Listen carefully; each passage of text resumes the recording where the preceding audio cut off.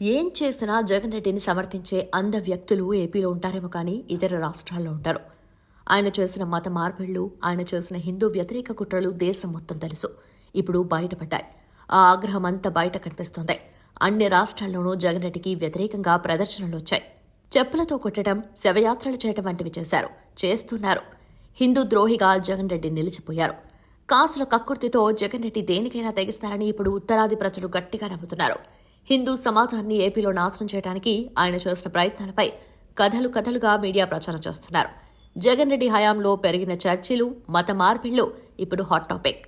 తిరుమల వంటి ప్రసిద్ధ ఆలయాన్ని ఆయన రాజకీయ పునరావాస కేంద్రంగా మార్చడం, తన కేసులు, ఇతర విషయాల్లో కీలక వ్యక్తుల్ని ప్రభావితం చేయడానికి శ్రీవారిని ఉపయోగించుకున్న వైనం ఇప్పుడు హాట్ టాపిక్ అయింది.